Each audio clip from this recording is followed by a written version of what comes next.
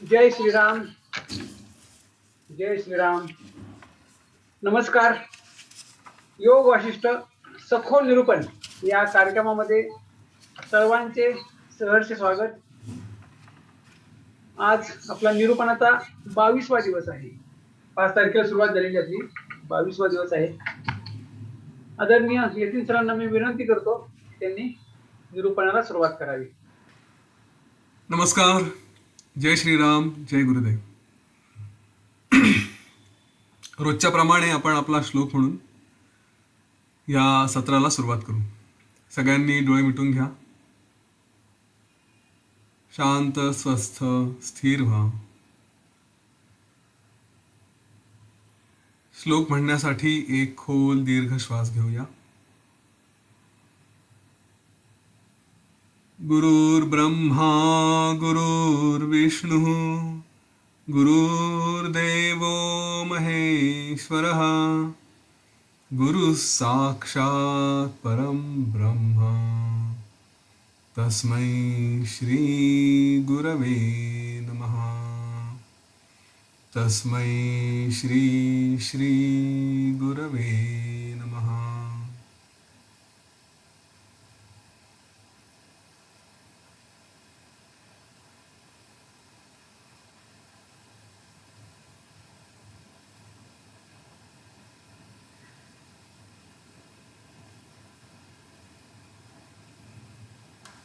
हळूवार डोळे उघडूया.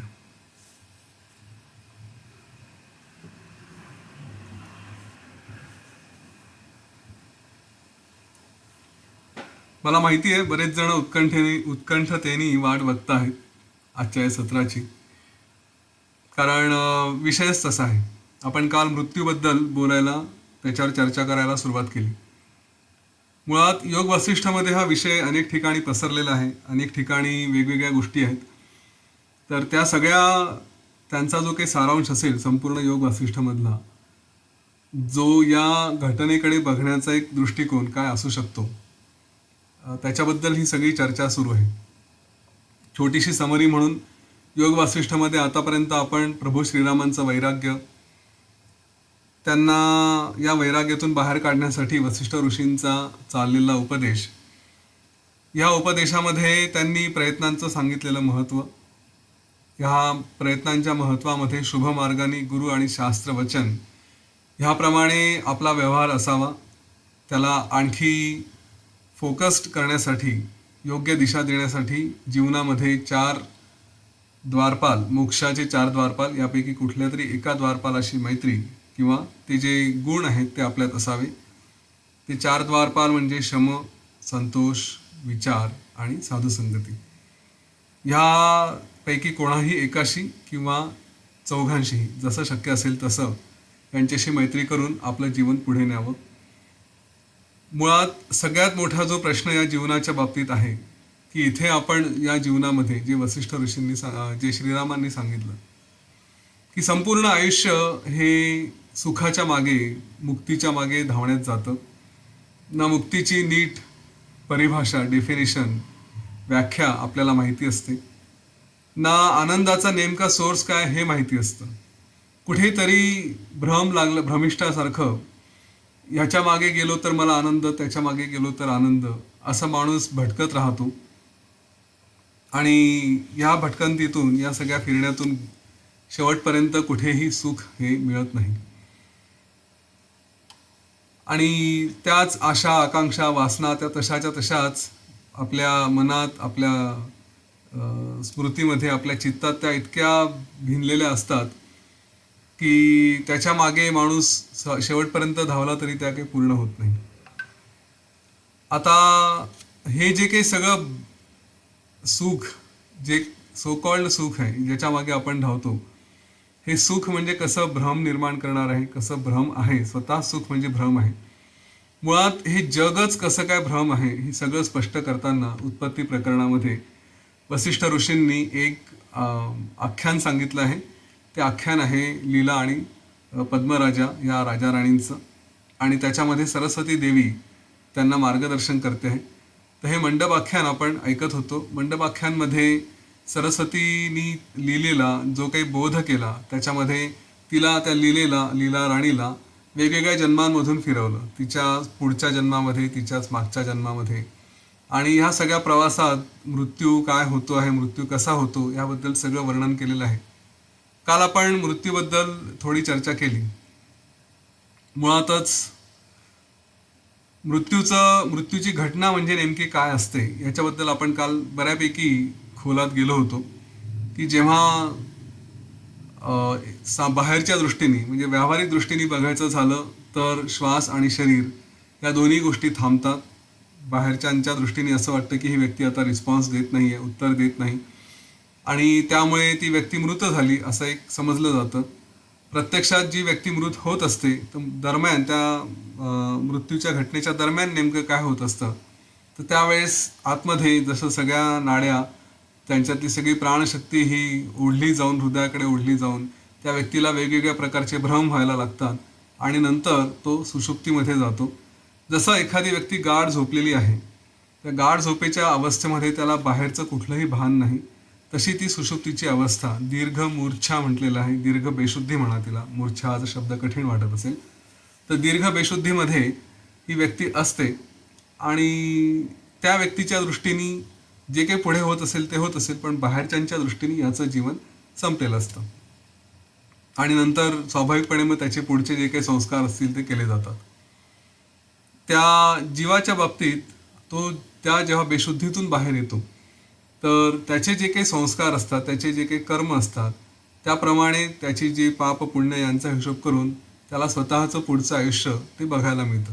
मग तो कधी पाषाण म्हणून, कधी वृक्ष म्हणून, किंवा कधी एखादा प्राणी म्हणून, किंवा आणखी काही होऊन, किंवा मनुष्य योनीत त्याच्या कर्माप्रमाणे तो आपलं पुढचं जीवन बघायला लागतो.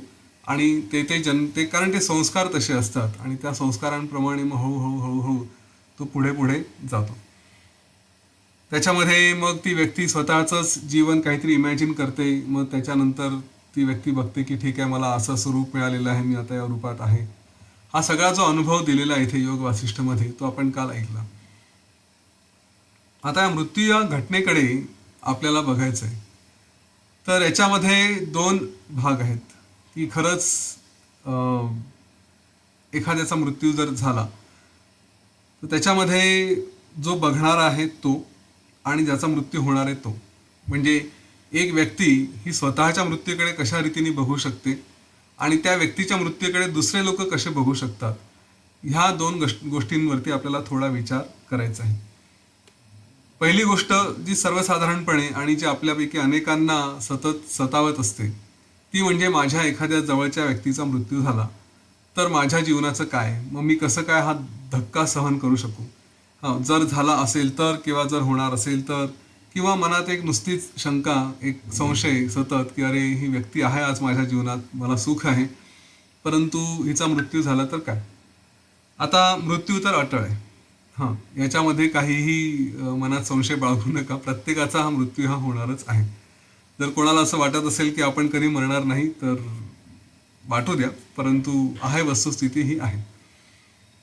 आता हे जर अटळ आहे तर याच्यामध्ये काय काय गोष्टी होतात त्या बघू. पहिली गोष्ट, ही जी भीती वाटते मृत्यूची ही नेमकी का वाटते, म्हणजे एखाद्या व्यक्तीच्या, स्वतःच्या मृत्यूबद्दल मी नंतर बोलेन, परंतु इतरांचे, तर ही भीती जी वाटते ती का वाटते. तर आपण बघितलं आहे की जेव्हा ती व्यक्ती आपल्या सहवासात असेल त्यावेळेस त्या सहवासात असताना आपल्याला जे प्रेम असतं, जी अटॅचमेंट असते, जी आपली त्यांच्याशी जोड असते किंवा ओढ असते, हा सगळा त्या ओढीचा, त्या प्रेमाचा, सहवासाचा एक परिणाम असतो की तिथे त्या मृत्यूबद्दल थोडीशी भीती वाटायला लागते. अच्छा, एखादी व्यक्ती, जसं आपण बऱ्याच ठिकाणी बऱ्याच कुटुंबांमध्ये बघतो की मुलं हे आईवडिलांपासून थोडे दूर राहतात किंवा दुसऱ्या गावी राहतात किंवा परदेशात राहतात. तिथे अगदी वर्ष सुद्धा संपर्क होत नाही. वर्षांनी कधीतरी ती व्यक्ती येते, आपलं गाठभेट होते, 8 दिवस 15 दिवस. आणि बऱ्याच ठिकाणी जर सून तिचंही माहेर कुठेतरी दुसरीकडे असेल तर मग आपले मुलं काही दिवस आपल्यासोबत, काही दिवस दुसरीकडे, म्हणजे वर्षातून 8-15 दिवस जे काही सहवास लाभत असेल तेवढाच. त्याच्यानंतर त्या व्यक्ती पुन्हा पलीकडे. ह्या स्थितीमध्ये पूर्वी तरी अशी स्थिती होती, असं एक वस्तुस्थिती ही होती की एकदा व्यक्ती बाहेरगावी कुठेतरी गेली की ती फक्त, तेव्हा कम्युनिकेशन काहीच नव्हतं, तर ती आहे अशी कोणीतरी आपल्याला एक फक्त खुशाली कळवली तर तेवढंच जीवाला समाधान.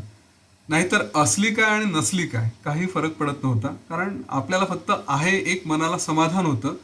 बाकी कधी त्याची वाईट बातमी आली तर तेव्हा खूप दुःख व्हायचं, परंतु त्यामधल्या काळामध्ये काही सहवास नव्हता.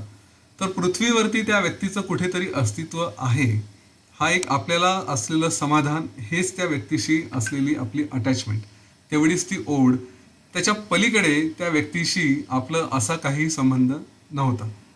आता सुद्धा काय असेल तर फक्त फोनवरती, व्हिडिओ कॉलवरती किंवा असं काय कम्युनिकेशन होत असेल, कधी बोलणं होत असेल, कधी बघणं होत असेल, तर त्या रूपाने सुद्धा ती व्यक्ती तेवढ्यापुरती आहे, हे एक असलेलं समाधान. बाकी आपल्या उपयोगाची ती व्यक्ती काही खूप आहे अशातला प्रकार नाही. परदेशात आहे म्हणजे आई वडिलांच्या दृष्टीने मुलगा घ्या, मुलाच्या दृष्टीने आई वडील घ्या, हे दोघेही एक दुसऱ्यापासून रिमोट असतात. तर ही एक पॉसिबिलिटी असते, ही एक परिस्थिती अशी आहे की जिथे दोन व्यक्ती समक्ष समोरासमोर नाही, त्या दुसरीकडे कुठेतरी आहेत. आता याच्यामध्ये जेव्हा ही जी मृत्यूची भीती असते किंवा जो काही त्याच्यात त्याच्यातली एक अटॅचमेंट असते आपल्या व्यक्तींबद्दल, तर मुळात भीती ही त्या अटॅचमेंटशी रिलेटेड आहे. बाकी त्या व्यक्ती एक दुसऱ्याच्या काही खूप कामाच्या आहेत अशातला प्रकार नाहीये, किंवा एक दुसऱ्यामुळे खूप अडतं आहे अशातले प्रकार नाहीये. त्यामुळे पहिला हा एक भाग येतो की जर काही कमी जास्त झालं तर काही काळापुरतं दुःख राहतं, नंतर ते दुःखही विशेष राहत नाही. मुळात ही जी ओढ आहे ना, ही सुद्धा हळूहळू हळूहळू कमी झालेली असते. म्हणजे आई वडील झुरत असतील की आपला मुलगा आहे, येईल, भेटेल, असा काहीतरी विचार सुरू असतो, किंवा त्या मुलालाही कधी वाटत असेल की आपण आपल्या आईवडिलांकडे जावं किंवा काही करावं, परंतु दोघे आपल्या आपल्या जागी बांधलेले असतात, जे काही कारण असतील त्यांची, आणि ते प्रेम हळूहळू कमी झालेलं असतं. तर जेव्हा या दोघांपैकी कोणीतरी एक दुसऱ्यापासून कायमचं दूर जातं, त्यावेळेस थोडंफार दुःख होतं, पण त्याच्यानंतर पुन्हा रुटीन सुरू होतं. मुळात मी हा जो किस्सा सांगितला, ही जी सिच्युएशन सांगितली, ह्यापेक्षाही महत्वाचं वास्तव हेच आहे की जन पळभर म्हणतील हाय हाय, एवढंच काय ते वास्तव आहे. त्याच्यानंतर प्रत्येकजण उठतो आणि आपल्या आपल्या मार्गाला लागतो.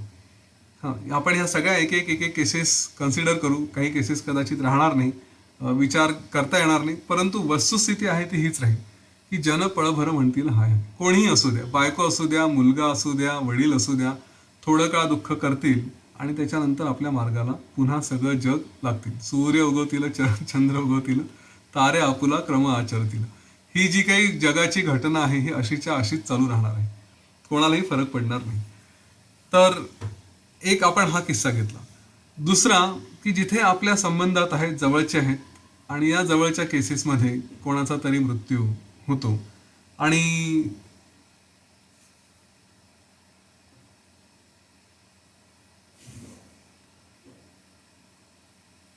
कोणाचा तरी इथे मृत्यूचा अनुभव येतो की आपल्या जवळचीच व्यक्ती आहे, रोजच्याच परिचयातली आहे, अगदी नात्यातली आहे, सख्खी आहे, जवळची आहे. तर तशा वेळेस सुद्धा ज्या वेगवेगळ्या केसेस असेल, एक आहे की म्हातारी व्यक्ती आहे, दुसरी असेल तरुण व्यक्ती असेल आणि ज्याच्यात जस्ट लग्न झालं असेल किंवा नसेल साधारणपणे त्या मधल्या काळात, आणि तिसरी व्यक्ती एखादी म्हणजे बालक असेल. अशा स्थितीमध्ये अगदीच नुकतंच जन्मलेलं बालक समजून तिथून काय लहान मूल असेल, थोडं काही वर्षांचं असेल, इथपर्यंत या साधारणपणे 3 कॅटेगरीज येतात. या तिघांसाठी जे काही वेगवेगळे मनाला समजवणाऱ्या गोष्टी आहेत त्या थोड्याफार इथे सांगायचा प्रयत्न करतो. म्हातारी व्यक्ती असेल, ज्यांचं शरीर हे जरा जर्जर म्हणजे म्हातारं झालेलं आहे, ते शरीर संपूर्ण खराब झालेलं आहे, त्या शरीराकडनं आता काही होऊ शकत नाही. अशा स्थितीत त्या शरीराने जर किंवा त्या जीवानी शरीर सोडलं आणि नवीन जीव धारण करायचा म्हटलं तर त्याच्यात काही गैर नाही, प्रत्येकाला सुटायचं असतं. इवन तो जो जीव असतो त्याला सुद्धा कुठेतरी अशी इच्छा व्हायला लागते शेवटी शेवटी की आता बस झालं. एका लिमिटपर्यंत ताणतच राहतात. शरीर खराब झालेलं आहे आणि चालता येत नाही, बोलता येत नाही, खाता येत नाही, पण तरीही कुठेतरी नाही अजून जीव राहावा, अजून जीव राहावा, जोपर्यंत भोग अतिशय कठीण होत नाही. म्हणजे अगदीच आता पडले, महिने अंथरुणात आहेत आणि ते बेड सोल्स होणं, हे होणं, अशा प्रकारची सिच्युएशन जोपर्यंत येत नाही तोपर्यंत त्या जीवाला ओढ राहते. नाहीतर एरवी की आता सुटावं इथपर्यंत जाईपर्यंत त्याला अगोदर ओढ असते. संस्कृतमध्ये तो श्लोक आहेच, अंगम गलितम पलितम मुंडम दशन विहीनम जातम तुंडम वृद्धो यापी गृहीत्वा दंडम तदपि न मुंचत त्याशा पिंडम. की आशा काही सुटत नाही. सगळं काही टक्कल पडू द्या, दात जाऊ द्या, अंगावरती पूर्ण म्हातारपण येऊ द्या, सगळं होऊ द्या, पण तरीही अजून जगायचं आहे, अजून जगायचं आहे. आणि कशासाठी जगायचं आहे माहिती नाही, परंतु अजून जगण्याची इच्छा आहे. ती इच्छा काही सुटत नाही. तर अशी स्थिती ही सुद्धा असू शकते.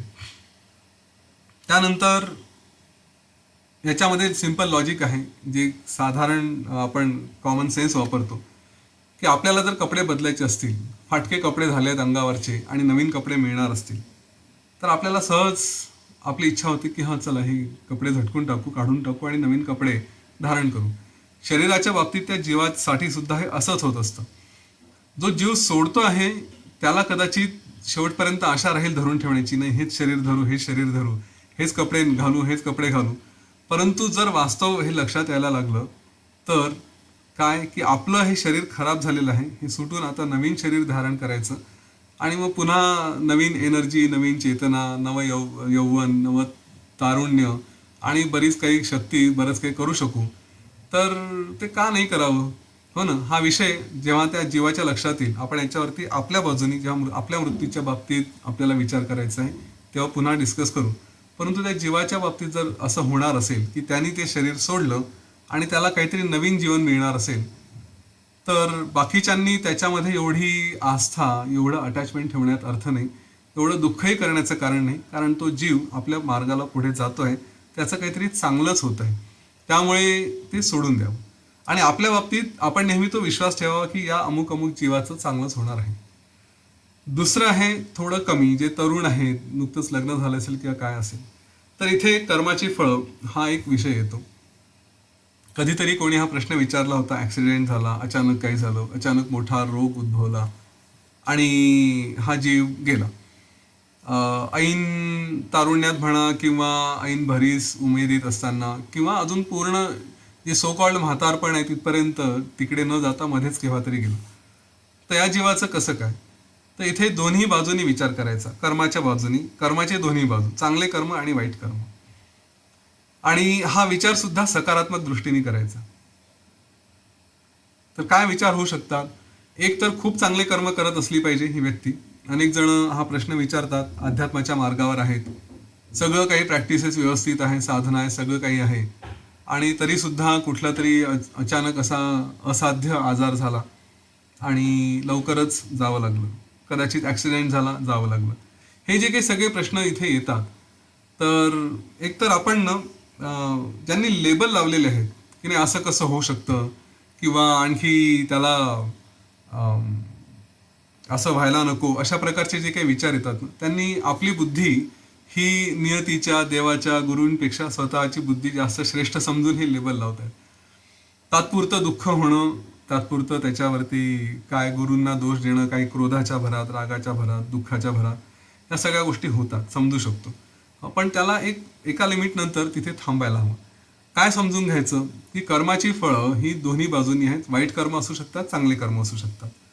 चांगले कर्म असतील तर ह्या जीवनामध्ये जर लवकर जात असाल, एखादी व्यक्ती लवकर जात असेल, तर चांगले कर्म हे सुद्धा आपण काल बघितलं की त्या जीवाला पुढची प्रगती करण्यासाठी त्याला आणखी चांगले टूल्स, चांगली संपत्ती, त्याला चांगलं घर, ह्या सगळ्या गोष्टी मिळायला हव्यात आणि तो आणखी लवकर प्रगती करू शकतो.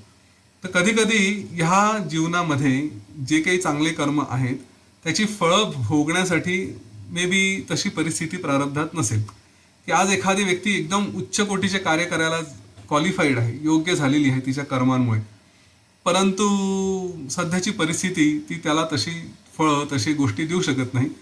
तर असा विचार असू शकेल की चला याला इथून सोडवावं, एकदम याच्यासाठी योग्य अशा वातावरणात न्यावं आणि तिथून त्यांनी पुढे जे श्रेष्ठ कार्य करायचे ते करावे.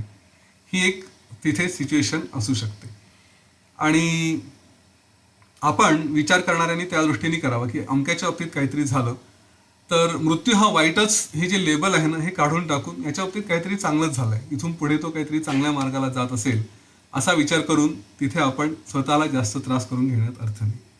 एखाद्या व्यक्तीचे कर्म वाईट असतील तर त्या वाईट कर्मांचे परिणाम आणि आणखी ती त्या जीवनात त्या मार्गावरती चाललेली असेल, ते वाईट कर्म आणखी वाढवून आणखी पुढे त्यांनी नवीन नवीन गोष्टी कराव्या, स्वतःचे पाप वाढवावे, आणखी काहीतरी त्याचे दुष्परिणाम पुढे जाऊन भोगावे, असं होण्याच्या ऐवजी की तो लवकर थांबेल इथे, निदान पुढे जाऊन कुठेतरी त्याला चांगली बुद्धी होऊ शकेल, किंवा आज त्यांनी 100 पाप केले आहेत, आणखी 500 करायच्या ऐवजी 100चेच फळं भोगावे, जेणेकरून तो पुन्हा या मार्गावरती लवकर येऊ शकेल, कदाचित पुन्हा त्याला कुठेतरी बुद्धी होऊ शकेल आणि तो ज्ञान मार्ग स्वीकारू शकेल.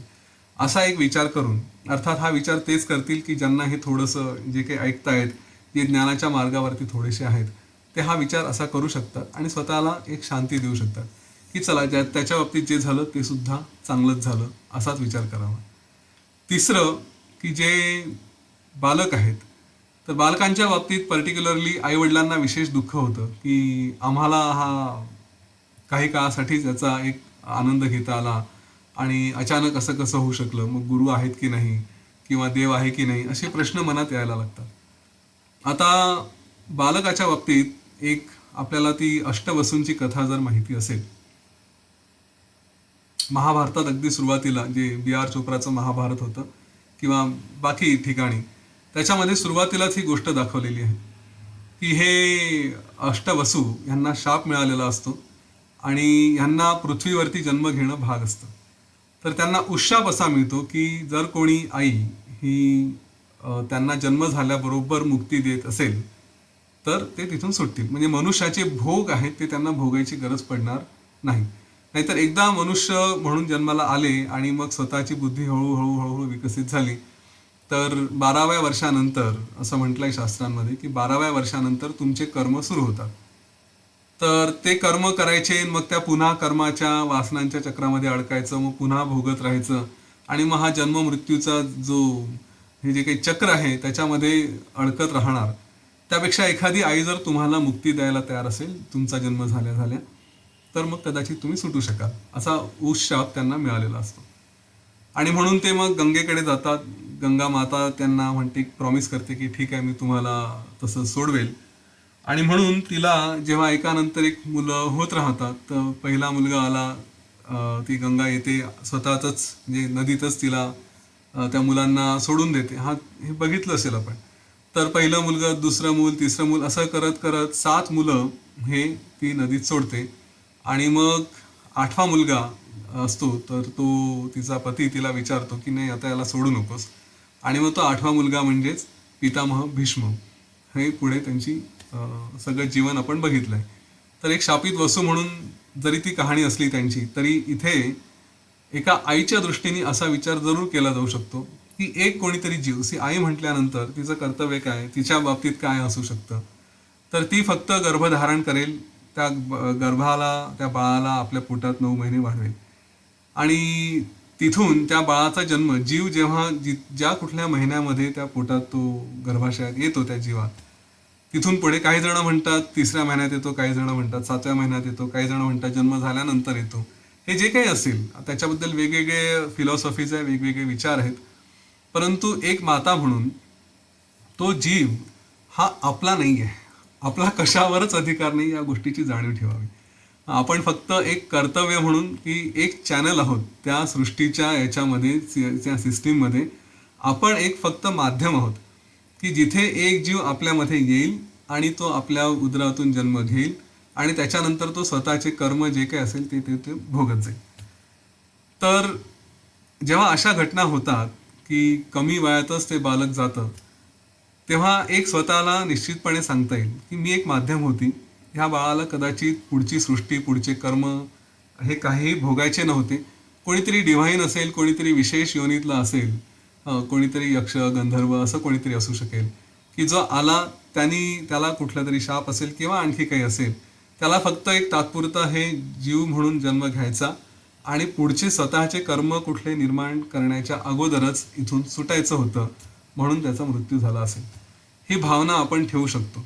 आपल्या शास्त्रांमध्ये अनेक अशा गोष्टी दिलेल्या आहेत ज्यांचा हे टूल म्हणून आपण स्वतःसाठी निश्चितपणे उपयोग करू शकतो. आणि त्या पद्धतीने स्वतःला थोडं सांत्वन केलं की चला मी एक कोणाच्या तरी मुक्तीसाठी कारणीभूत ठरली आहे, अशी भावना त्या मातेने जर ठेवली तर ह्या विषयावरचे दुःख हे कमी होऊ शकतं. आता वस्तुस्थिती काय असेल, तर शास्त्रांमध्ये सांगितलं की असं असू शकतं, तर असं असू शकतं.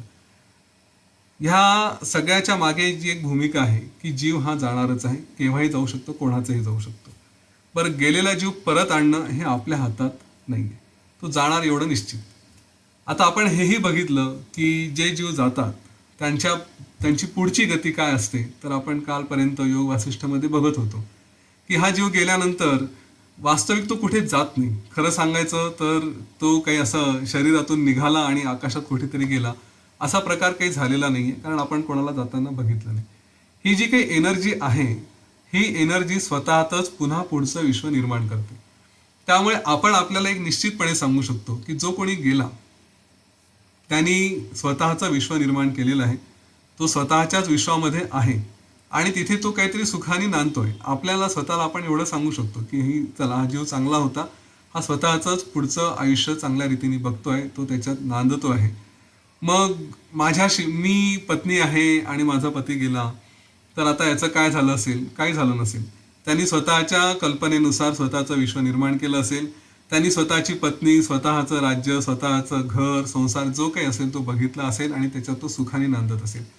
माझ्या आयुष्यातून माझा पती गेला म्हणून आता त्याचं कसं होईल, त्याला दुसरी बायको मिळेल की नाही, हे जे काही विचार आहेत, यापेक्षा त्याला इमॅजिन करा की चला, तो सुखाने गेला आहे, स्वतःचं विश्व निर्माण केलं आहे, माझीच जागा कोणीतरी दुसऱ्यांनी घेतलेली असेल आणि तिथे आनंदाने असेल. आता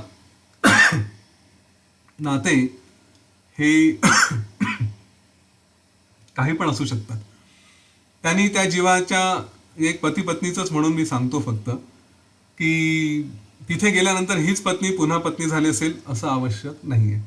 ही पत्नी सासू बनून पण येऊ शकते, ती मुलगी बनवून पण येऊ शकते, ती आणखी कोणी दुसरी व्यक्ती, मित्र, मैत्रीण, काहीही कुठलेही रूप धारण करता येतात. स्त्रीलिंगी म्हणजे एक पूर्वी स्त्री होती ती पुरुषच झाली पाहिजे, ती स्त्रीच झाली पाहिजे, पुरुष होऊ शकणार नाही वगैरे असं काहीही नाही. सगळे रूप एक दुसऱ्यात इकडून तिकडून कॉम्बिनेशन्स जे काही शक्य आहे या सृष्टीमध्ये सगळ्या गोष्टी शक्य आहेत, ते काहीही होऊ शकतात. त्यामुळे तो जीव गेला तर गेला, आपला आणि त्याचा काय संबंध होता तो फक्त इथे भ्रमापुरता, जे आता आपण इथे जे ज्ञान घेतोय त्यांच्या दृष्टीने की केवळ एक भ्रम होता आणि तेवढा एक संबंध आला. इथून पुढे त्याचा मार्ग वेगळा असेल, माझा मार्ग कदाचित वेगळा असू शकेल. ह्या सगळ्या गोष्टी डोक्यात ठेवल्या तर मग पुढे कुठलंही दुःख हे करण्याचं कारण उरत नाही. मुळात जो गेला तो सुखी, तो त्याच्या मार्गावर चालला आहे, त्यांनी स्वतःचं काय आयुष्य बघायचं ते केलं आहे. त्याच्या स्वतःमध्ये एवढी शक्ती निश्चित असते, कारण आपण म्हणतो की हे सगळं स्वप्न आहे.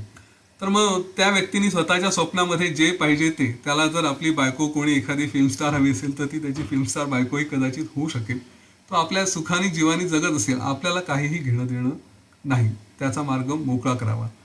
दुसरी भावना, आपण जर असा विश्वास ठेवत असू की नाही त्याच्यावरती माझं प्रेम आहे किंवा माझं त्याच्यावरती प्रेम आहे, एक दुसऱ्यांचं प्रेम आहे, तर असंही एक सांगितलं जातं की विनाकारण ती जर बंधनं ठेवली, ती भावना आपण ओढून धरली जास्त, तर त्या व्यक्तीचा जो पुढचा मार्ग आहे तो सुद्धा अडकतो. म्हणून आपल्या पूर्वीच्या संस्कृतीमध्ये जे काही सांगितलं असेल की तुम्ही स्वतःला जास्त ओढून ठेवू नका, 10 दिवसांचंच काय असेल ते कार्यक्रम करा, 13व्या 14व्या दिवशी गोडधोड जेवण करा, जेणेकरून जाणाऱ्या जीवाला सुद्धा वाटलं पाहिजे की हे आता माझ्यात अडकले नाही आहेत, हे आनंदात आहेत. इनफॅक्ट माझ्या एका जैन मित्रांनी असंही सांगितलं की म्हणे जेव्हा व्यक्तीचं म्हातारपण येतं ना तेव्हा जास्त प्रेम देऊ नका, कारण त्यांचा जीव अडकत जातो आपल्या संसारात आणि त्यांना जर जास्त प्रेम दिलं नाही तर त्यांना वाटतं चला आता माझ्याशिवाय राहत आहेत, माझी गरज नाही. ही भावना असली तर मग त्या व्यक्तीचा पुढचा मार्ग सुद्धा सुखकर होतो. तर ह्या भावना, ही दुसरी भावना एक ठेवता येते की त्यांचा मार्ग सोयीचा करायचा आहे ना, मग आपण आपली अटॅचमेंट ठेवायला नको, त्यांना त्यांच्या मार्गाने जाऊ द्या, ते काय करतील ते करतील, आपण आपल्या व्यवहाराला लागावं. तिसरं, हे येणारे परत येऊ शकत नाही, जे गेले ते परत येऊ शकत नाही, गेले ते गेले. वस्तुस्थिती ही आहे की आपण आपलं आयुष्य तेवढ्यासाठी खराब करण्यात, त्याच्यामध्ये जास्त अडकून पडण्यात विशेष अर्थ नाहीये. कारण गेल्यानंतर तुमच्याकडे 2 चॉईसेस आहेत. सरळ सरळ एक तर हे जीवन खराब करा, जे हिंदी सिनेमांमध्ये दाखवलेलं आहे आणि माझ्या दृष्टीने तो अतिशय मूर्खपणाचा प्रकार आहे की तो गेला, आता त्याच्यासाठी मी आयुष्यभर रडत राहील, त्याच्यासाठी मग मी हे करणार नाही, मी ते करणार नाही, मी एकटीच राहील. कपल असतील, यंग कपल असेल, लग्न व्हायचं आहे आणि तो गेला, तर आता त्याच्यासाठी मी सगळं सोडलं, मी आता आयुष्यभर हे करेल. हे जे काही सगळे ड्रामा आहे ना सिनेमांमध्ये दाखवलेला, तो सिनेमांपुरती ठीक आहे. आपल्या प्रत्यक्ष आयुष्यामध्ये मी पुन्हा सांगेल की जो निर्णय घ्यायचा असेल तो आपलं गुरु आणि शास्त्र यांना अनुसरून घ्यायचा. ठीक आहे, गेली एखादी व्यक्ती गेली, आपल्याला आपलं पुढचं आयुष्य न्यायचं आहे. मुळातच माझं आयुष्य हे माझं नाही, ही जाणीव पक्की ठेवा. माझं आयुष्य, माझं जीवन, इथे जे काही अस्तित्व आहे या पृथ्वीवरचं, हे कुठल्या तरी भ्रमातून आलेलं आहे. आणि आता हे फक्त एक गुरूंचं प्रकटीकरण, गुरूंना स्वतःला माझ्या मार्गातून प्रकट करायचं आहे. त्यांचं जे काही उपदेश असेल तो, आणि जे काही माझं अस्तित्व समाजकार्यासाठी, चांगल्या जीवनासाठी न्यायचं असेल ते, तेवढ्यासाठी हे जीवन पुढे न्यायचं. एका व्यक्तीच्या मागे किंवा एक दोन व्यक्तींच्या मागे आपलं जीवन वाया घालवण्यात अर्थ नाही. कारण आपण फक्त त्या तेवढ्या एक दोन व्यक्तींपुरतं नाही आहे. आपण आज जे इथपर्यंत आलो, मी आत्महत्येबद्दलही आणखी एक वेगळं सेशन घेईल, पण आज आपण इथपर्यंत आलो तर आपल्या इथे येण्यामध्ये अनेकांचं कॉन्ट्रीब्युशन असतं, ज्या कुठल्या स्टेजला आपण असू त्या स्टेजला. त्याच्यामुळे कोणीतरी एक किंवा दोन व्यक्ती गेल्या आणि म्हणून बाकीच्या एवढ्या सगळ्या सृष्टीला, एवढ्या सगळ्या लोकांना ज्यांनी आपल्यावरती मेहनत घेतली आहे, त्यांच्याकडून त्यांना विसरून सगळं काही सोडून द्यावं, तर हे योग्य नाही. ते गाणं आहे ना, छोड़ दे सारी दुनिया किसी के लिए, असं ते जे गाणं आहे ते फार छान आहे या बाबतीत. एकाच दुसऱ्या व्यक्तीसाठी फक्त आयुष्य सोडून दे. व्यवहार चालू ठेवावा, तो चालूच राहतो. आज नाही उद्या आपण सगळ्या गोष्टी विसरतो आणि पुढे जातो. याच्यातला आणखी एक दृष्टिकोन योग वासिष्ठमध्ये सांगितलं आहे की असं जर होणार असेल की आपण एखाद्या व्यक्तीसाठी दुःखी होतो, तर कोणी ना कोणी कधी ना कधी मरणारच आहे. बरं, ह्याच जन्मात मेले अशातला प्रकार नाही आहे. पूर्वीचेही अनेक जन्म होते आणि अनेक जन्मांमध्ये अनेक व्यक्ती मेलेल्या आहेत. पुढचेही काही जन्म होतील कदाचित, जर मुक्त नाही झालो तर. त्याच्यातही अनेक व्यक्ती आपल्या जीवनात येतील आणि नाहीशा होतील. मग हे जर असं असेल तर माणसाने कायमच रडत बसावं, कायमच दुःखी राहावं की अरे हा मरणार आहे, तो मरणार आहे, किंवा माझ्या मागच्या जन्मात माझी बायको गेली, आई गेली, वडील गेले, जे काही असेल, कोणी गेलं असेल त्या सगळ्यांबद्दल, आणि अनेक जन्म झालेले आहेत, त्या सगळ्यांबद्दल माणसाने कायमच रडत बसावं. का रडू नये? बरं, हे झालेलं नसेल असं तर नाही आहे ना, कोणी ना कोणी तर जीवनात कधी ना कधी आलं असेल आणि ती संपलीच असतील. मग का दुःख करत राहावं? तर तेच लक्षात घ्या, हे शाश्वत सत्य आहे की जीवन संपणार आहे. जाणाऱ्याच्या दृष्टीने हे सगळं काही सुखकर आहे आणि तो आपलं पुढचं विश्व निर्माण करेल. इथे एक चॅलेंज असं केलं जाऊ शकतं की पुनर्जन्म म्हणताय तुम्ही की तो पुढचा जन्म घेईल आणि मग त्याच्यात तो सुखाने राहील किंवा त्याचे जे काही कर्माची फळं असतील ती करेल. पुढच्या जन्मामध्ये कदाचित तुमचा आणि त्याचा काही संबंध येणार नाही, तो आपल्या जीवनात राहील. तुम्ही उगाचच काय म्हणतात त्याला, सांगतायत की पुढच्या जन्मात मी त्याच्यासोबत असायला पाहिजे वगैरे वगैरे. हे जे काही सगळे आहेत, हा पुढचा जन्म प्रकारच असा नसेल तर, असं जर नसेल तर आनंदाची गोष्ट आहे ना. हे जीवन आज त्याचं संपलं, जे काही त्याचे भोग असतील ते संपले आणि तो सुटला. जीवनाकडे जर बघायचं म्हटलं तर प्रत्येक क्षण सुखाचा नाही आहे, दुःखांनीही भरलेला आहे. अनेक गोष्टी आहेत, अनेक कटाकटी आहेत, डोक्याला ताप आहे, सगळ्या गोष्टी कराव्या लागतात. मग ह्या सगळ्या विचारांमध्ये जर आपण असू, हे सगळं जर चालणार असेल तर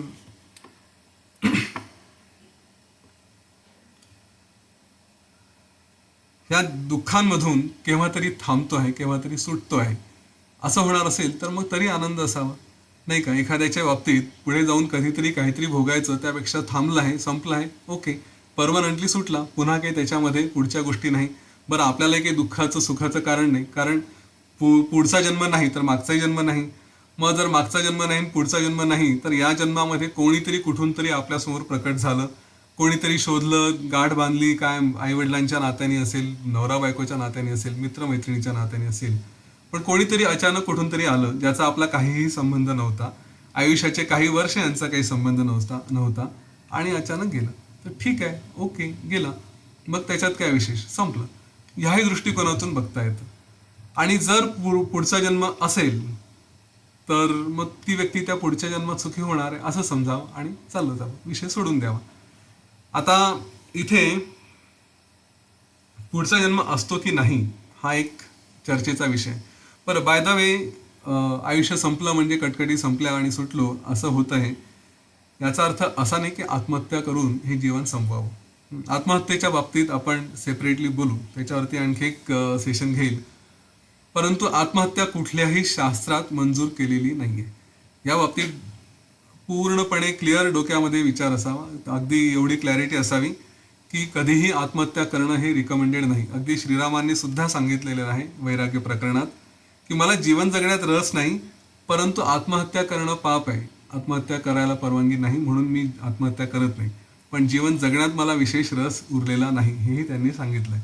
त्यामुळे हा विचार डोक्यात पक्का ठेवा की आत्महत्या इज आउट ऑफ क्वेश्चन. हां, त्याच्यावर आपण नंतर बोलू. आता पुढचा जन्म असू शकतो की नसू शकतो ह्याच्याबद्दल एक आपण थोडंसं चर्चा करू. पण त्याच्या अगोदर आपण इतरांच्या मृत्यूबद्दल बोललो, आपल्या स्वतःच्या मृत्यूबद्दल सुद्धा जी ही भीती असते की अरे माझं काय होईल, मृत्यू झाला तर काय होईल. तर स्वतःच्या बाबतीत ज्यांना चांगले कर्म आहेत त्यांना हा विश्वास असायला हवा की इथून पुढे जे काही होणार आहे ते चांगलंच होणार आहे. आपण योग वासिष्ठच्या मार्गावरती आहोत, ॲटलिस्ट जे ऐकणार आहेत ते, त्यांना तरी टेन्शन असण्याचं काही कारण नाही. एवढं शास्त्र वाचलं, एवढं समजलं आणि आणखी बरंच काही पुढे जाणार आहोत. मुळात इथपर्यंत पोहोचलं हीच खूप चांगली गोष्ट आहे. त्याच्यामुळे इथून पुढे काही असेल तर ह्यापेक्षा चांगलंच असेल. म्हणजे आज मी काल जसं म्हटलं की आपण 3 BHK फ्लॅटमध्ये राहतोय, तर इथून जर आयुष्य संपलं तर निश्चितपणे जर मुक्ती नाही मिळाली तर एकदम महालात जाऊ आणि सगळे सुख आपल्यासमोर हात जोडून उपभोग असतील, ज्यांचा आपण उपभोग घेऊ शकू. आपल्याला जी मुळात ज्ञानाची गोडी आहे ते ज्ञान सुद्धा आपल्याकडे रेडीमेड तयार आहे. म्हणजे आपल्यातले अनेक जण, मी माझ्या मुलांना सुद्धा सांगतो, तुम्ही तुमच्या मुलांना सांगा की काही नसताना चांगल्या घरात जन्माला आले आणि योग वासिष्ठ कानावर पडत आहे लहानपणापासून, तर काहीतरी सुकृत आहे. हां, म्हणजे तुम्हाला माझ्यासारखं नाही की वयाचे काही वर्ष इकडे तिकडे केल्यानंतर मग गुरु भेटले आणि गुरु भेटल्यानंतर मग काही काळाने योग वासिष्ठबद्दल कळलं आणि मग अभ्यास करायला लागलो. त्याच्या जी तुमच्या जीवनात तर अगदी लहानपणापासूनच आहे या सगळ्या गोष्टी, तर काहीतरी भाग्य आहेत. आपणही अशा परिस्थितीत असू की चांगलं सुखमय जीवन, चांगलं सुखमय वातावरण, ज्ञान, गुरु हे सगळे आपल्यासाठी असे एक वाढलेल्या डिश सारखे तयार असतील की घरी आलो आणि आईने तयार ताट वाढून ठेवलेलं आहे, तशी परिस्थिती आपल्यासाठी असू शकेल. हा विश्वास स्वतःला द्यावा. चांगलं जीवन मिळणार असेल हा विश्वास स्वतःला द्यावा. आणि असं असल्यानंतर मग मृत्यूची काय भीती काय. एक गोष्ट लक्षात घ्या की कोणीही असू द्या, ज्या काही वासना असतील, ज्या काही आपण स्वप्न बघितली असतील, ज्या काही इच्छा असतील, त्या पूर्ण करणं हे या नियतीचं कार्य आहे. सरस्वती देवींनी सांगितलं होतं की माझं काम काय आहे, तुम्हाला जे पाहिजे ते देणं. आता समजा ह्या शरीराने जर तुम्ही ते घेऊ शकत नसाल, आपल्या काही वासना असतील, काही असेल, आणि ह्या शरीराने ह्या आर्थिक परिस्थितीमध्ये, ह्या वातावरणामध्ये आपल्याला ते मिळणं शक्य नसेल, तर ठीक आहे, हे शरीर संपवून पुढच्या वेळेस जेव्हा तुमच्यामध्ये ती शक्ती असेल, तुमच्याकडे ती आर्थिक स्थिती असेल, ते बल असेल, तेव्हा तुम्हाला ते सगळ्या तुमच्या वासना पूर्ण करता येतील. त्यावेळेस नवीन वासना निर्माण होतील, तेव्हा पुन्हा काहीतरी त्यांच्या मागे लागू, हा भाग वेगळा. परंतु आत्ता जर काही इच्छा राहिल्या असतील अर्धवट, तर त्या पूर्ण होण्याची तुमची जी काही इच्छा असते, तुम्हाला जे पूर्ण करायचं असतं ते पुढे जाऊन पूर्ण होणार आहे. त्यामुळे ह्याच्यात जास्त ह्या जीवामध्ये जास्त अडकण्यात अर्थ नाही. शास्त्रानुसार जायचं आहे, व्यायाम, ध्यान, प्राणायाम, योग हे सगळं करायचं आहे, कारण ह्या शरीराचा आदर करायचा आहे. हेही योग वासिष्ठमध्ये पुढे कव्हर करू. परंतु आत्ता ही गोष्ट लक्षात ठेवायची की एक उच्च प्रतीचं जीवन आज जगणं हे माझं कर्तव्य आहे. मला हे शरीर दिलेलं आहे स्वतःसाठी नाही, पण शेवटपर्यंत हे शरीर मला चांगलंच ठेवायचं आहे, जेणेकरून मी दुसऱ्यांवरती ओझं होणार नाही. झालो कधी ओझं तर त्याच्यामध्ये वाईट वाटून घ्यायची गरज नाही, कारण इतरांना सेवा करण्याची संधी दिली जाते आहे, त्या दृष्टीने बघावं. परंतु स्वतःला तो विश्वास असावा की मी शेवटपर्यंत चांगलं जीवन जगण्याचा प्रयत्न केला आहे. म्हणून पुन्हा सांगेल, रोजचं योग साधना, प्राणायाम, ध्यान हे अवश्य करा. स्वतःला उत्तम शरीर, उत्तम आरोग्य देण्याचा प्रयत्न जरूर करा. आणि शरीर सोडण्याची गोष्टही विसरून जायची. जेव्हा सुटेल तेव्हा सुटेल, पण जेव्हा सुटणार आहे तेव्हा भीतीसुद्धा बाळगायची गरज नाही. कारण हे जे काही असतील माझ्या उरलेल्या इच्छा त्या कधी पूर्ण होतील. आणि आज जर मी मुक्त आहे तर मग मला या शरीराप्रती सुद्धा ओढ नाही. शरीर आहे काय आणि नाही काय एवढं तर ज्ञान निश्चित झालेलं आहे की मी म्हणजे शरीर नाही. मुळात ही जी भीती असते त्याच्यामध्ये, त्या भीतीच्या मागे एकच कारण की शरीर संपलं तर माझं काय होईल, हा प्रश्न पडलेला असतो. पण जेव्हा हे ज्ञान येतं की मी म्हणजे शरीर नाही, तर शरीर आहे काय नाही काय काही फरक नाही पडणार. जेव्हा हे शरीर संपेल तेव्हा संपेल. मी शाश्वत आहे, मी आहे तो आहे. उद्या वाटलं तर नवीन शरीर धारण करेल, पुन्हा जीवनाचा आनंद उपभोगेल, जुने कपडे टाकून नवीन कपडे धारण करेल आणि एन्जॉय करेल. ही जी एकदा आपल्याला हे ज्ञान झालं, ही बुद्धी आली, की मग मृत्यूची भीती ही आपोआप चालली जाते. या गोष्टीवरती सुद्धा आपण थोडा विचार करायला हवा. आता पुनर्जन्म आहे की नाही हा जर विषय असेल, हा जर प्रश्न येत असेल, तर का असावा पुनर्जन्म आणि का नसेल असं कसं शक्य होईल? सगळ्या शास्त्रांमध्ये सांगितलं आहे की तुम्हाला मृत्यू झाल्यानंतर पुढे काहीतरी आहे. काही जण म्हणतात की पुन्हा जन्म होणार नाही पण तुम्हाला स्वर्ग आहे. म्हणजे मला वाटतं इस्लाममध्ये असं म्हटलंय की त्यांचा पुनर्जन्मावरती विश्वास नाही, पण इथून गेल्यानंतर तुम्हाला जन्नत म्हणजे हेवन वगैरे आहे आणि तिथे तुम्हाला चांगलं बिर्याणी मिळेल, खायला प्यायला मिळेल. म्हणजे पुढे काहीतरी मृत्यूनंतर आहे अजून उरलेलं. परत येणं नाही येणं हा भाग वेगळा. आता हे असावं की नसावं, तर लॉजिकली पुनर्जन्म जर नसेल आणि हा जन्म झाला आणि याच्यानंतर काहीच नाही, आता फक्त तुम्ही जन्माला आले आणि गेले, असं जर असेल तर पूर्णपणे सगळीकडे स्वैराचार माजेल, धुमाकूळ राहील. का? कारण मला कसल्याच गोष्टींची भीती नाही. मी काहीही वाईट वागलो, कोणाचाही खून केला, कोणालाही त्रास दिला, तरी मला काहीही भोगायचं नाही आहे. ही जर जाणीव मनात असेल तर माणूस पुढे काहीही कुठलेही कृत्य करताना त्याला कशाची भीती नसेल.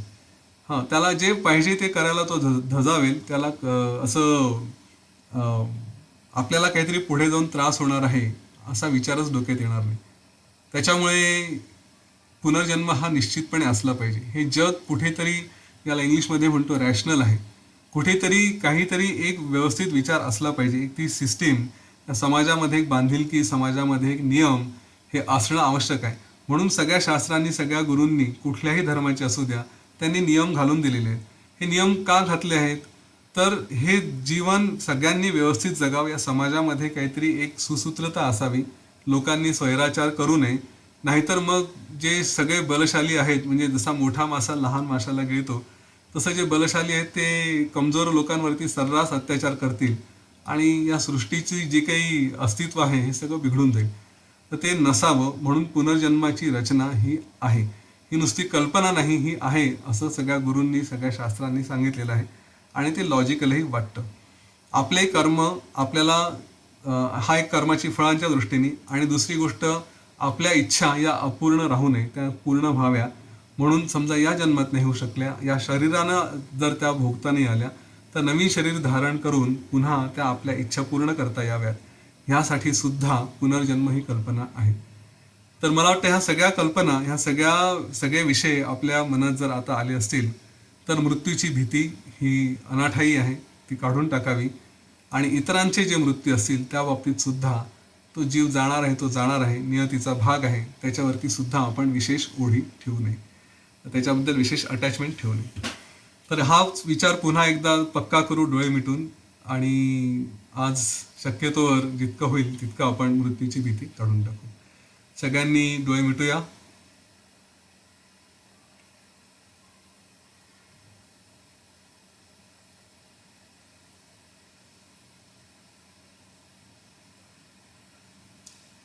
शरीर पूर्ण स्थिर स्वस्थ ठेवू. पाठीचा कणा कुठल्याही सपोर्ट शिवाय सरळ ठेवू.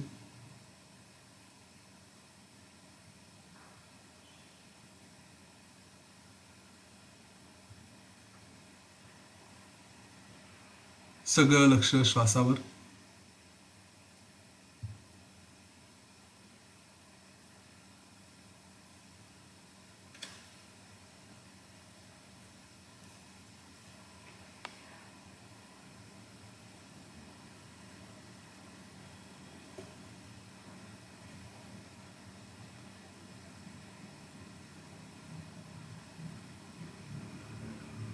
प्रथम गणेशाचं स्मरण करू.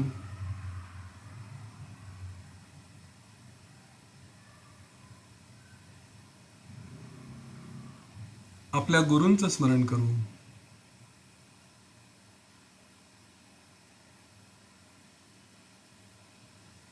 आपले गुरु आपल्या मार्गावर सतत आपल्या सोबत आहेत.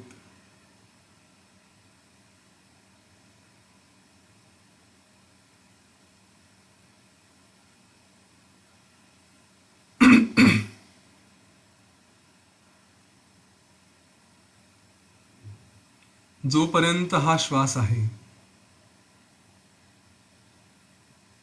तोपर्यंत गुरु आपल्यासोबत असतील.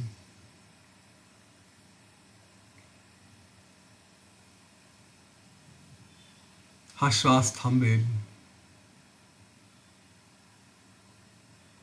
त्यानंतरही गुरु आपल्यासोबत असतील.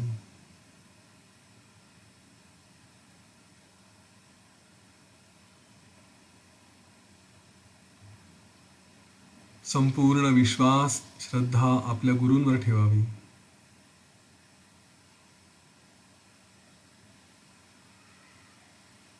माझं जीवन हे माझं नाहीच.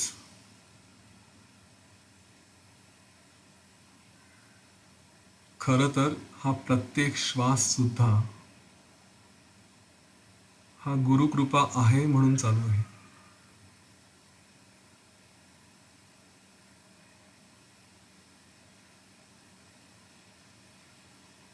हे जे अस्तित्व आहे, ज्या कुठल्या स्तरावर असेल, शरीर, श्वास, मन, बुद्धी, चित्त, अहंकार, आणखी काही, हे सगळं अस्तित्व माझं नाही.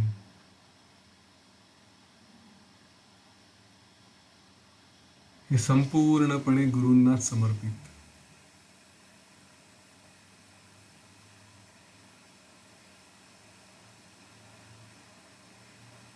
त्यामुळे या अस्तित्वातलं काही असलं काय आणि नसलं काय, काही राहिलं, काही संपलं,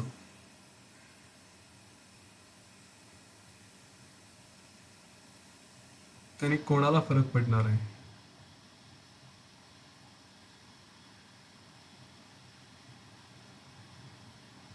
जे काही नातेसंबंध निर्माण केले ते मुळात मी ह्या संकल्पनेभोवती.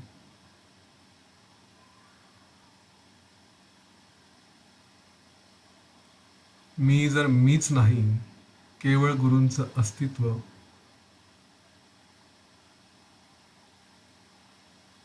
तर हे नातेसंबंध यातले कोणी असले काय नसले काय, काही फरक पडत नाही.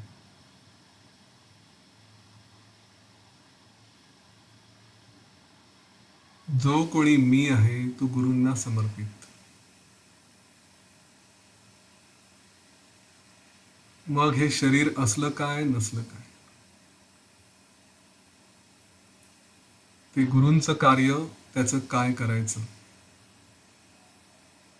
जो कोणी स्वतःला मी समजतो, त्याचं काय करायचं हे सुद्धा गुरूंचंच कर्तव्य.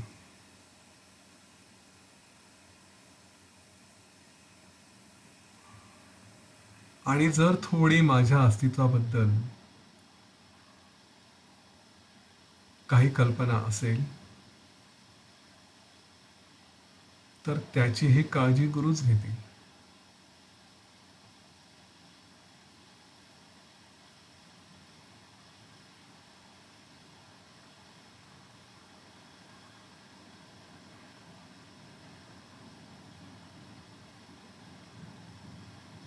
जो जन्मलाच नाही त्याचा मृत्यू काय?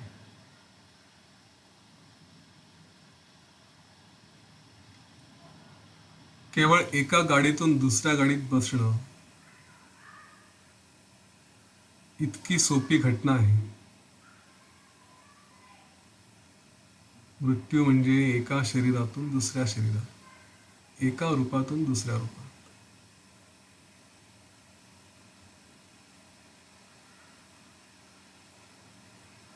रात्री गाढ झोपतोच ना.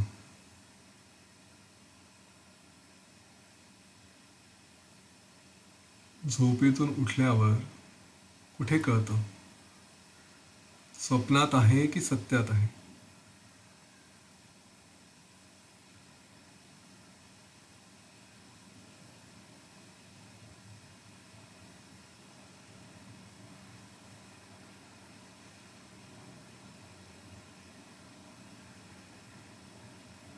नाहीतर झोपलोच नसतो.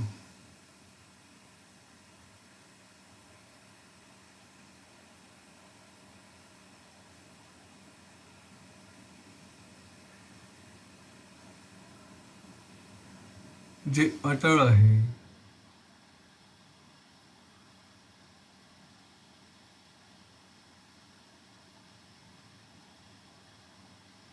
आणि तरीही पुनर्निर्माण करणार आहे, त्याबद्दल दुःख कसलं,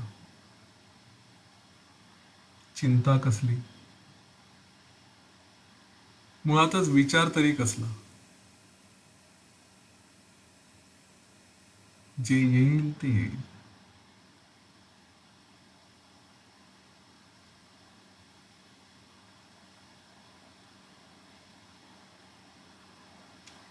सखे सोबती त्यांचंही तसंच. सगळ्यांचं कल्याणच होणार आहे, मंगलच होणार आहे. मग अशा गोष्टीचं दुःख कशाला?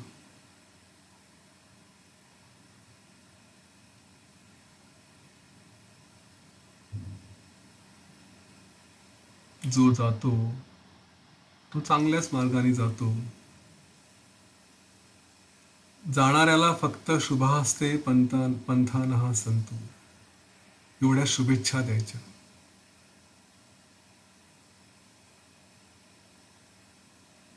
थोडंफार दुःख होईल,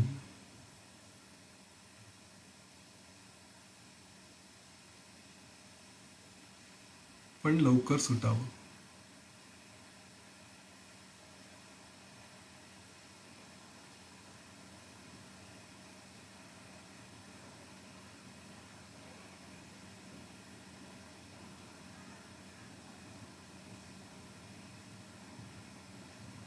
मुळात प्रत्येक व्यक्ती स्वतःच्याच कर्मांसाठी, स्वतःच्याच प्रवासासाठी इथे येते आणि जाते. आपण फक्त माध्यम,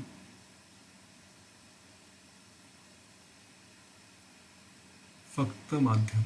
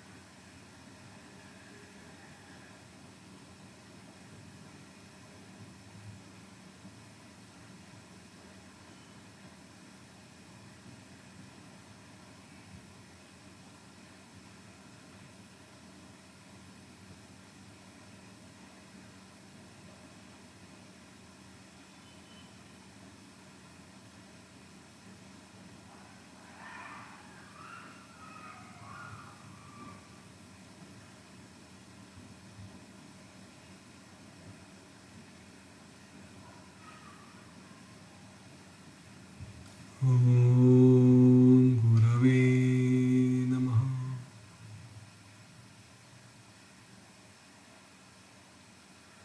ओम शांती शांती शांती.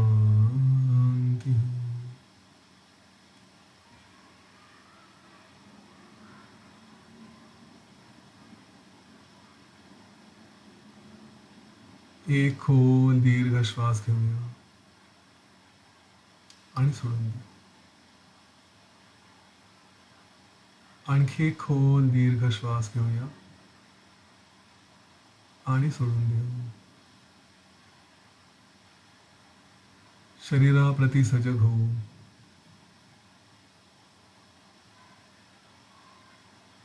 वातावरणाप्रती सचेत होऊ.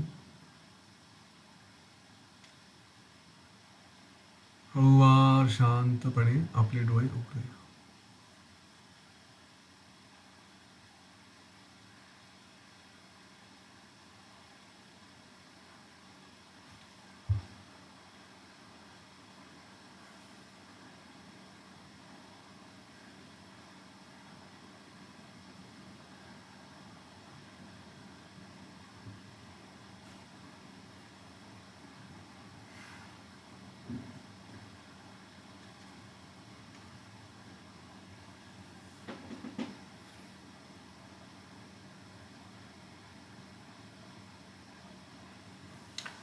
ठीक आहे, आज इथे थांबू. एक दोन प्रश्न घेता येतील. फक्त विषयाला धरून मुद्द्याचे प्रश्न आणि त्यातल्या त्यात आपल्याला या जीवनाशी संबंधित आहेत असे प्रश्न हे जास्त संयुक्तिक राहतील. ठीक आहे.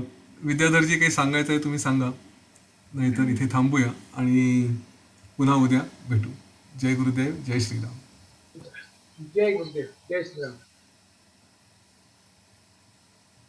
हाँ, पुरोहित सांगा. हरिओम. मुझे सिर्फ ये पूछना था कि हम जब गुरु का ये करते हैं, मतलब विचार की गुरु को वंदन, पर एक्चुअली ऐसे ऐसे जो गुरु बनाने वाली हमारी हिंदू परंपरा है, वैसे कुछ गुरु बने हुए नहीं है मेरे. तो अभी तक जो स्कूल कॉलेजेस में टीचर्स हैं या फिर योग के जो भी शिक्षक है, तो वो काफी सारे हैं. तो हम गुरु कैसे कंसिडर करें? एक मतलब जैसे अभी मैं आपसे भी सुन रही हूँ कुछ अच्छा, ऐसे मैंने किसी और से भी लोगों से भी सुना हुआ है पहले, और वो सभी मेरे लिए आदरणीय तो हैं, पर एज अ गुरु मैं किसको कंसिडर करूँ, ये मुझे बहुत कंफ्यूजन होता है. आध्यात्मिक गुरु बहुत है. बाकी आजू बाजू में देखिए लोग किसको गुरु मानते हैं, क्या करते हैं, उनके पास जाइए. शुरू में ये होता है गुरु के पास जाएंगे तो थोड़ा हिचकिचाहट होती है, लेकिन सहवास से उनके साथ रह रह के फिर थोड़ा एक विश्वास हो जाता है, अनुभव आना शुरू होते हैं, तो वो हो जाएंगे. ठीक है, कितने मतलब आध्यात्मिक गुरु बनाना जरूरी ही है, मतलब उन्हीं लोगों को गुरु कंसिडर किया जा सकता है, मतलब जैसे जैसे कोई एक गुरु गुरु जैसी पर्सनालिटी हो टाइप्स वैसा.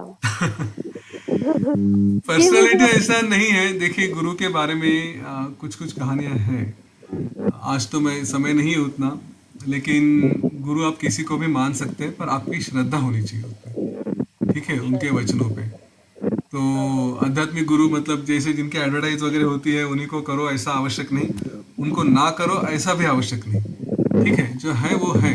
दुनिया मानती है उनको, तो उनके ऊपर विश्वास रखती है, तो कुछ तो है. और अगर देखेंगे किस तरह के लोग उनके पास है, तो वो भी पता चल जाता है. काफ़ी अच्छे ज्ञानी लोग हैं जो उनके जीवन में भला हो रहा है, तो हमें उनके पास जाने में कोई दिक्कत नहीं. कोई भावना या कोई प्रीजुडिस करके नहीं जाना चाहिए. चाहिए तो एक्सप्लोर करो, लेकिन पहले तो कदम रखना पड़ेगा, पहले श्रद्धा रख के उनके पास जाना पड़ेगा, उसके बाद फिर जो अनुभव होगा वो होगा. पर यदि गुरु से वन ऑन वन लाइफ चर्चा नहीं हो सकती है हमारी, जैसे कुछ लोग हैं बहुत सारे उनके साथ हैं, तो भी उनको गुरु माना जा सकता है. हाँ, गुरु ये शक्ति होती है. वो ये नहीं कि व्यक्ति के साथ हम मिले और फिर तभी बन सके, ऐसा आवश्यक नहीं है. गुरु ये एक शक्ति रूप होते हैं. हम तो कहते हैं ना, जो कॉन्शियसनेस है, जो चैतन्य है, वो एक शरीर रूप धारण करके सामने आए हैं गुरु के साथ. तो उनके लिए तो हमारे पास पहुंचना कोई बड़ी मुश्किल, कोई बड़ी बात नहीं होती. वो तो आसानी से पहुंच जाते हैं. हम तो भाव में रहते हैं अपने गुरु के, हमें तो पीछे भी नहीं भागते हो. आ गए अपने आप से आएंगे, लेकिन इच्छाएं सारी पूरी कर देते हैं, मार्ग सारा दिखा देते हैं. कनेक्शन करने का एक ही तरीका है, आंखें बंद करके बैठो और दिल से दिल को फोन लगा दो, सारी इच्छाएं पूरी कर देते हैं. उसके तो बहुत अनुभव है. तो रही उसमें कि अपना अनुभव होता है. गुरु क्या करेंगे वो अपने आप से करेंगे, हमारा अनुभव होता है और हमारी श्रद्धा ही हमारे सामने वो साकार हो जाती है. इतना है. ओके, धन्यवाद. ठीक है, जय गुरुदेव, धन्यवाद. और कोई है, और कोई प्रश्न?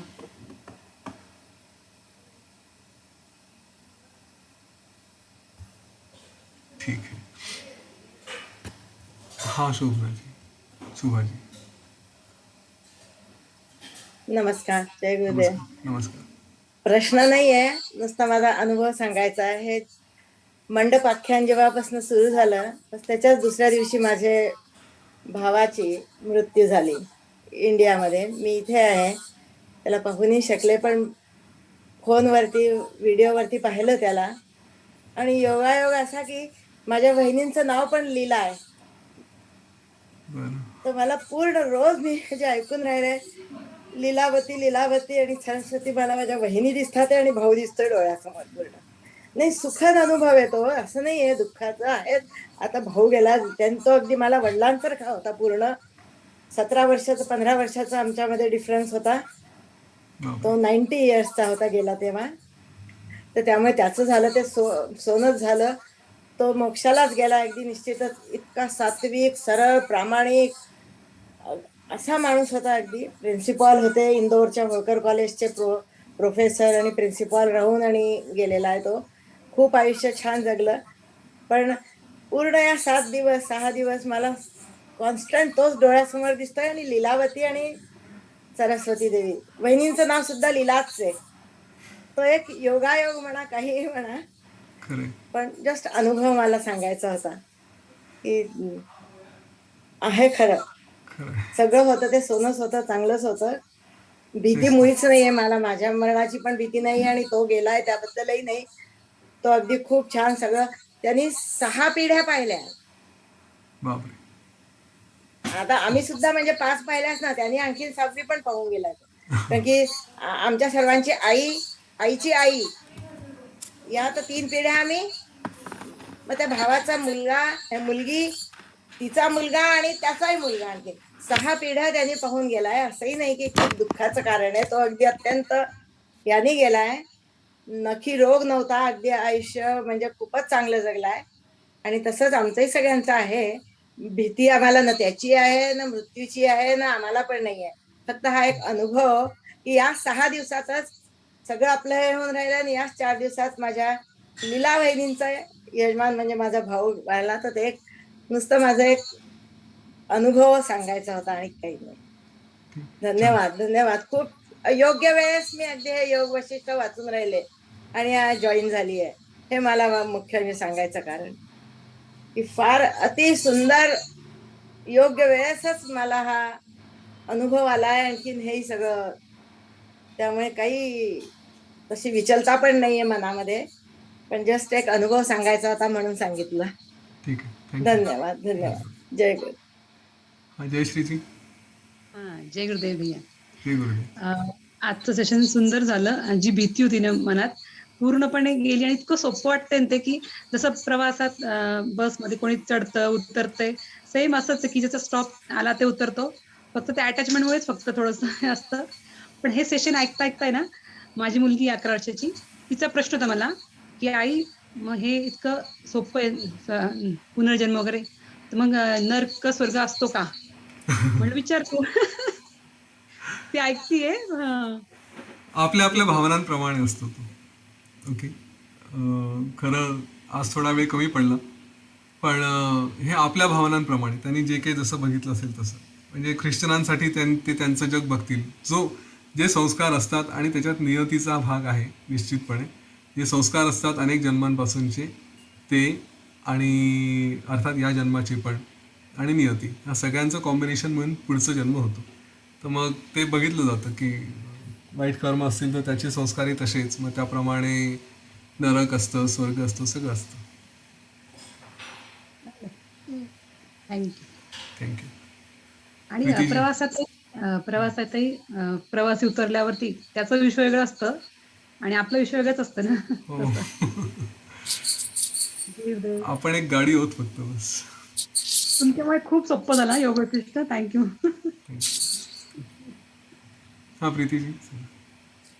हा, ते ऍक्च्युली मगाशीच विचारणार होतं मी, पण मला असं काहीतरी वाटलं की या काय छोटासा आणि फालतू प्रश्न आहे, कदाचित मनन करावं. पण आता सगळे बोलतात म्हणून वाटतंय की प्रत्येक क्षण मग जन्म आहे का मृत्यू आहे, असा एक प्रश्न येऊन गेला डोक्यात. होऊ शकतो, आपल्याला माहिती नाही. काल ते बघितलं ना 1 मिनिट टाइम मशीन. एक्झॅक्टली त्यामुळेच ते जास्ती हायलाईट झालं की खरं तर म्हणजे आपल्या हातात ते बटन दिलं नाहीये किंवा दिलं आहे ही कदाचित माहित नाही. तर जर मृत्यूची भीती अशी गेली तर एक फन पार्ट पण नाही म्हणता येणार, पण एक द्रष्टा म्हणून असं वाटू शकतं की प्रत्येक क्षणाला आपण जगतोय का प्रत्येक क्षणाला मरतोय. फरक काय पडतो? जे आहे त्याच्यात कंटिन्यू करायचं, नॉलेज आहे सुटायचं बस. जे होईल ते होईल, या नाही ऍक्च्युली का? नाही परत ते आहेच आहे की काही वेळेस नॉलेज हे इतकं ट्रिकी आहे की ते मिळवून काय करायचं असंही वाटतं, पण बुद्धीच्या बाजूनी बघायला गेलं तर त्याच्याशिवाय काहीच नाहीये आयुष्यात. म्हणजे ते आहे म्हणून जगावंसं वाटतं असं पण होतं. त्यामुळे नॉलेज इज अगेन इम्पॉर्टंट. ते आहेच, ते आवश्यक आहे. पण ते मिळून आपल्याला जेवढं पाहिजे तेवढं घ्यायचं. म्हणजे गॉट इट आय गेस. जय गुरुदेव. जय गुरु. चला थांबूया, पुढचे काही प्रश्न नाही आहेत, उद्या भेटू आपण सगळे. आणि प्लीज सेवा कंटिन्यू करा. रोज 2 लोक 3 लोक यांना फोन करा, मेसेजेस फॉरवर्ड करा 10 लोकांना, वैयक्तिकरित्या करा. ठीक आहे? जितक्या जास्तीत जास्त लोकांपर्यंत पोहोचता येईल तितकं चांगलं. ठीक. जय गुरुदेव. जय श्रीराम.